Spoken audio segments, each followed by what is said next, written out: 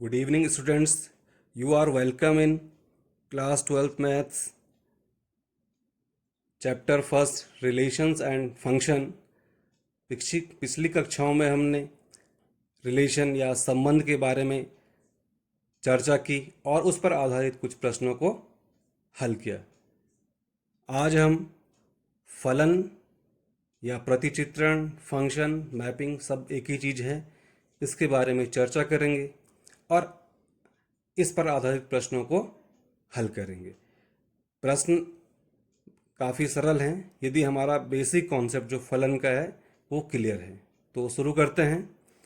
माना इसके डेफिनेशन से, माना ए तथा बी कोई दो अरिक्त समुच्चय हैं। अरिक्त का मतलब नॉन एम्प्टी समुच्चय हैं तथा समुच्चय ए का प्रत्येक अवयव, मैंने अंडरलाइन किया, ध्यान देंगे इस शब्द पे, समुच्चय बी के किसी अद्वितीय अवयव से नियम एफ द्वारा संबंधित हो तो एफ को ए से बी में फलन या प्रतिचित्रण कहते हैं। क्या बोल रहा है?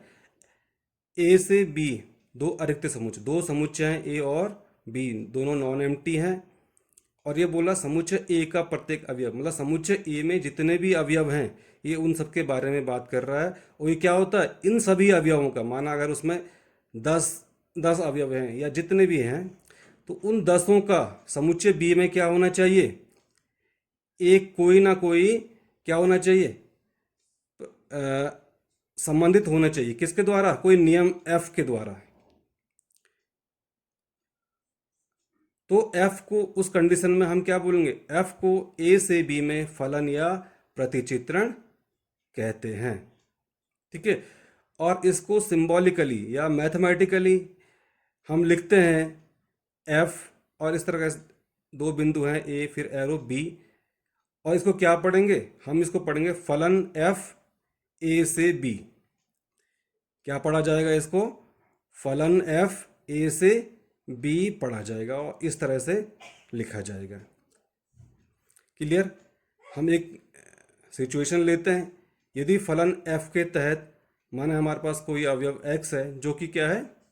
a का एक अवयव है, x बिलोंग्स टू a, अर्थात x अवयव है समुच्चय a का, के संगत हमारे पास एक दूसरा अवयव y है जो कि b का अवयव है, तो इस तथ्य को प्रतीकात्मक रूप में हम लिखेंगे y बराबर fx। समझने वाली बात है कि जो y है वो किसका फलन हो जाएगा? यहाँ पर सिंपल सी बात, x का, और इसको लिखा जाएगा y बराबर fx से। इसको हम गणितीय रूप में दिखाते हैं और इस कंडीशन में y को x का प्रतिबिंब या इमेज, प्रतिबिंब या इमेज कहते हैं तथा x को y का पूर्व प्रतिबिंब या प्री इमेज, x को जो है हम y का पूर्व प्रतिबिंब या प्री इमेज कहते हैं। और यदि हम इसको मैपिंग के द्वारा दिखाएं तो हमने इस तरह से दिखाया। ये हमारे पास माना समुच्चय A है जिसमें कोई अवयव x है, और ये हमारे पास समुच्चय B है जिसमें अवयव y है, और ये किस नियम द्वारा आपस में संबंधित हैं, जुड़े हुए हैं? नियम F के द्वारा। ध्यान देंगे, समुच्चय A है जिसमें अवयव x है और समुच्चय B है जिसमें अवयव y है, ये आपस में जुड़े हैं नियम F के द्वारा। तो हम इसको क्या कैसे लिख सकते हैं? हम इसको लिख सकते हैं y बराबर fx। अब यहाँ पर ध्यान देंगे, हम जो हमारे पास दाईं तरफ वाला समुच्चय है, ये इसका जो अवयव है और जो इसका f नियम f के द्वारा जुड़ा हुआ है, ये कहलाएगा प्रतिबिंब या इमेज, और जो ये समुच्चय A का जो अवयव x है ये कहलाएगा पूर्व प्रतिबिंब या प्री इमेज। ये दो शब्दों पर आप गौर कीजिए और इनको ध्यान रखिए। अब हम पढ़ते हैं, आगे चलते हैं इसमें, और समुच्चय में आते हैं प्रांत, सह प्रांत और परिसर। प्रांत जिसको डोमेन भी बोलते हैं, सह प्रांत को कोडोमेन और परिसर को रेंज से भी जाना जाता है। इसको समझते हैं।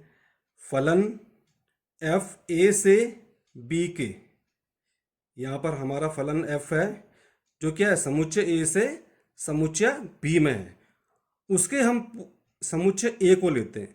तो समुच्चय ए को हम क्या बोलेंगे, एफ का प्रांत। ध्यान देंगे, फलन एफ ए से बी में को के लिए जो है हम समुच्चय ए को बोलेंगे एफ का प्रांत, और समुच्चय बी को हम बोलेंगे सहप्रांत। ठीक है, तथा समुच्चय बी के उन अवयवों का समुच्चय जो ए के अवयवों का प्रतिबिंब है, एफ का परिसर कहलाता है। तो प्रांत और सहप्रांत में मुझे लगता है आपको कोई दिक्कत नहीं। पूरा समुच्चय ए है, जो समुच्चय ए हमारे पास है ये कहलाएगा प्रांत, और समुच्चय बी कहलाएगा सहप्रांत। इसमें हमें दिक्कत नहीं होनी चाहिए। अब थोड़ा आप परिसर में ये हो सकते हैं, तो क्या बोल रहा है, परिसर भी है उन अवयवों का समुच्चय है। किन अवयवों का, जिनके जो प्रतिबिंब है किसके, ए के अवयवों के। जैसे हम यहाँ इस प्रश्न में देखें जो हमने ऊपर फिगर बनाया है, अगर इसमें हम बोले तो प्रांत क्या हो जाएगा, एक्स। सहप्रांत क्या हो जाएगा, उसमें कितना अवयव है, वाई है। और परिसर क्या हो जाएगा इस कंडीशन में, क्योंकि प्रतिबिंब वाई है तो परिसर क्या हो जाएगा, वाई हो जाएगा। कुछ और एग्जाम्पल है, हम इन पे भी चर्चा करेंगे, तो हम प्रांत, सहप्रांत और परिसर को अच्छी तरह से समझ जाएंगे। अच्छा, यहाँ पर एक चीज ध्यान देंगे, क्योंकि परिसर क्या होता है, सहप्रांत से ही निकलता है। मतलब सहप्रांत के ही अवयव क्या होते हैं, प्रतिबिंब होते हैं प्रांत के अवयवों के। और हमने बोला कि जो प्रतिबिंब जो अवयव होते हैं वही क्या होते हैं, उनसे बनने वाला समुच्चय क्या होता है, परिसर। तो इसका मतलब क्या हुआ, परिसर क्या है, सहप्रांत का उपसमुच्चय, या हम इसको इस तरह से लिखेंगे, परिसर उपसमुच्चय है सहप्रांत का। ठीक है, अब हम यहाँ पर हमने एक एग्जाम्पल लिया है, एक उदाहरण लिया है, हम इसमें से इस बात को अच्छी तरह समझ आएंगे कि प्रांत, सहप्रांत और परिसर क्या होंगे। हमारे पास एक समुच्चय माना ये ए है और ये समुच्चय बी है। फलन एफ ए से समुच्चय बी में है। तो हम देख रहे हैं ए में जो अवयव हैं ए बी सी, और बी में जो अवयव है 1 2 3 और 4। अब हम देख रहे हैं इस फलन में क्या, ए का प्रतिबिंब कितना है, 4, अवयव बी का प्रतिबिंब है 1, और अवयव सी का प्रतिबिंब है 2। तो स्पष्ट है, हमने कहा था कि प्रांत क्या है, प्रांत जो है, जो पहला वाला जो समुच्चय ए है ये क्या है, प्रांत है। तो ये क्या आ गया आपका, प्रांत ए बी। प्रांत में क्या है, समुच्चय, फिर यह है ए कॉमा बी कॉमा सी, ये हमारा प्रांत हो गया। और सहप्रांत पूरा का पूरा समुच्चय बी होता है, वो क्या होता है, सहप्रांत, चाहे कोई उसमें इमेज हो या ना हो। तो हम देख रहे हैं 1 2 3 4। अब हम यहाँ पर देख रहे हैं 1 2 और 4 जो अवयव हैं ये क्या है, प्रांत के किसी ना किसी अवयव के क्या है, ये प्रतिबिंब है। और ये भी इस समुच्चय में आते हैं, लेकिन 3 जो है किसी का भी प्रतिबिंब नहीं है, तो ये भी आ रहा है। तो अर्थात सहप्रांत में चाहे कोई प्रतिबिंब हो, अवयव या प्रतिबिंब ना हो, तो भी वह उसमें आएगा। तो प्रांत और सहप्रांत क्लियर हो गया। अब हम आते हैं परिसर। अब यहाँ पर हम डिफ्रेंशिएट करने में सक्षम होंगे कि परिसर और सहप्रांत में क्या अंतर। तो परिसर हम देख रहे हैं 1, परिसर हमने बोला कि किससे होगा, बी से ही लिया जाएगा, बी का ही एक उपसमुच्चय होता है। तो परिसर में हमने लिया है 1 2 4। तो हम यहाँ पर देख रहे हैं, हमने यहाँ पर परिसर में 3 को नहीं लिया, अवयव 3 को नहीं लिया है। क्यों, क्योंकि वह प्रांत के किसी भी अवयव का इमेज नहीं है, प्रांत के किसी भी अवयव का प्रतिबिंब नहीं है। तो ये हमारा प्रांत, सहप्रांत और परिसर। आगे हम देखते हैं यहाँ पे टाइप्स ऑफ फंक्शन या फलनों के प्रकार। तो पहले नंबर पे है एक ही फलन या वन फंक्शन। तो जैसे नाम से ही पता चल रहा है इसमें, अर्थात एक से एक जुड़ा हुआ है। अर्थात जब प्रांत के देखो भिन्न भिन्न अवयव हैं, इनसे भिन्न भिन्न इनके प्रतिबिंब हैं। तो हम इसको कह सकते हैं कि जब प्रांत के भिन्न भिन्न अवयवों के सह प्रांत में भिन्न भिन्न प्रतिबिंब होते हैं तो उसे एक ही फलन कहते हैं। और गणितीय रूप में इसे हम इस प्रकार से दिखाएंगे कि प्रत्येक x1, x2 बिलोंग्स टू ए के लिए हमारे पास यदि है x1 बराबर नहीं x2 से यदि हम यह सिद्ध कर देते हैं कि fx1 बराबर भी नहीं x2, तो हम बोलेंगे फलन एक ही है। या इसको हम इस तरह से भी सिद्ध कर सकते हैं कि fx1 बराबर fx2 से हम यदि यह सिद्ध कर देते हैं कि x1 बराबर x2, तो हम बोलेंगे ये फलन कैसा है, एक ही फलन है। नेक्स्ट है बहुएक फलन या मैनी वन फंक्शन। तो बहुएक मतलब बहुत सा, बहुतों का एक, अर्थात एक से अधिक अवयवों का एक ही प्रतिबिंब हो। प्रांत के, ये प्रांत है, प्रांत के एक से अधिक अवयवों का सह प्रांत में एक ही प्रतिबिंब है। तो यहाँ पर हम देख रहे हैं प्रांत का अवयव एक और दो का सह प्रांत में एक ही प्रतिबिंब है, तो इसको हम क्या बोलेंगे, बहुएक फलन कहेंगे।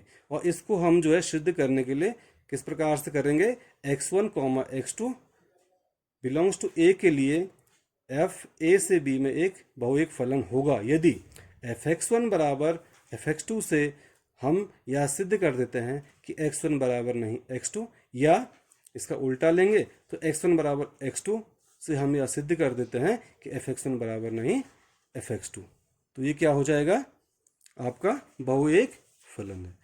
नेक्स्ट प्रकार होता है आच्छादक फलन। तो आच्छादक नाम से आच्छादित होना, आच्छादक या ऑन टू फंक्शन आच्छादित होना। किसका आच्छादित होना, भाई प्रांत के तो सभी अवयवों का इमेज होता है, प्रतिबिंब होता है, लेकिन सह प्रांत के सभी जो अवयव जरूर नहीं किसी न किसी के प्रतिबिंब हो। लेकिन जब सबके सब प्रतिबिंब होते हैं, जब सह प्रांत के सारे अवयव प्रांत के किसी न किसी अवयव के प्रतिबिंब अवश्य होते हैं। देखो आप यहाँ पर देखें कि, या इसको ऐसा भी कह सकते हैं कि जब सह प्रांत के प्रत्येक अवयव का प्रांत में क्या होता है, एक प्री इमेज, पूर्व प्रतिबिंब होता है, तो ऐसे फलन को आच्छादक फलन कहते हैं। और प्रतीकात्मक रूप में हम कहते हैं कि फलन f a से b आच्छादक होगा यदि f a बराबर b, अर्थात f का परिसर क्या हो जाएगा, सह प्रांत के बराबर, परिसर बराबर सह प्रांत होगा, तो फलन कैसा होगा, आच्छादक होगा। नेक्स्ट है वह है अंतःक्षेपी फलन। और अंतःक्षेपी फलन क्या हुआ, इनटू फंक्शन। तो हम देखेंगे जब ये है सह प्रांत और ये क्या है, प्रांत। अब आप यहाँ पर दोनों में नोट करेंगे ए बी सी, यहाँ इनके सबके प्री इमेज हैं, सबके पूर्व प्रतिबिंब है।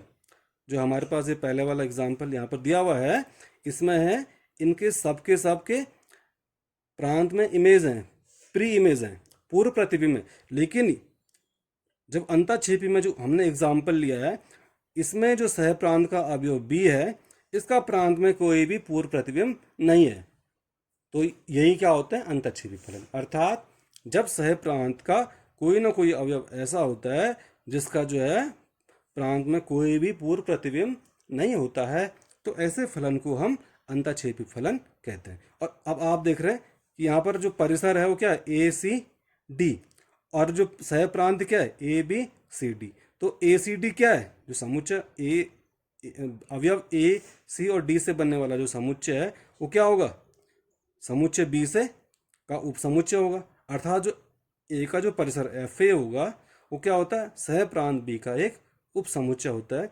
ये हो गया अंतःक्षेपी फलन। अब हमने एक की बहुएक आच्छादक और अंतःक्षेपी फलन अलग अलग पढ़े, लेकिन कोई फलन जो है साथ ही में एक की आच्छादक हो सकता है, एक की अंतःक्षेपी हो सकता है, या बहुएक आच्छादक हो सकता है, या बहुएक अंतःक्षेपी हो सकता है। अंतःक्षेपी को हम अनाच्छादक भी कहते हैं, अंतःक्षेपी फलन को हम अनाच्छादक फलन भी कहते हैं। तो कुछ हम इन्हीं एग्जाम्पलों में देखते हैं और हम चेक करेंगे कि कौन सा फलन एक ही आच्छादक है और कौन सा एक की। जैसा हमने पहला एग्जाम्पल जो एक ही फलन में जो हमने एग्जाम्पल देख दिया है, तो हम देख रहे हैं ये फलन एक ही तो है क्योंकि सबके, लेकिन ये आच्छादक नहीं है। तो क्या होगा, ये जो आच्छादक नहीं होगा वो क्या होगा, अनाच्छादक या अंतःक्षेपी होगा। तो हम इसको क्या बोलेंगे, एक की अंतःक्षेपी फलन। अब हम सेकंड जो एग्जाम्पल हमने बहुएक फलन में दिया है, हम इसको देखते हैं कि ये क्या है। ये बहुएक तो है क्योंकि प्रांत के दो अवयवों का एक ही प्रतिबिंब है। लेकिन ये एक एक ये क्या है, आच्छादक भी है साथ में, क्योंकि सभी के क्या है, पूर्व पूर्व प्रतिबिंब है। सह प्रांत के सभी अवयवों के ए में पूर्व प्रतिबिंब है, तो ये आच्छादक भी है। तो इसका मतलब ये क्या आ गया, बहु एक आच्छादक फलन हो गया।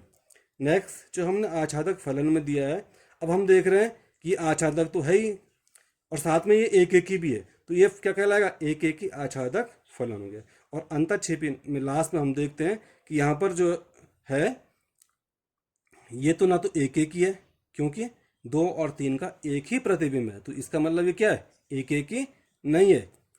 और साथ ये आच्छादक भी नहीं है, अर्थात अंतःक्षेपी है, तो इसको बोलेंगे हम बहु एक अंतःक्षेपी फलन। तो ये था हमारा फलन पे। नेक्स्ट लेसन में हम जो है इस एक्सरसाइज को हल करेंगे। तब तक के लिए धन्यवाद।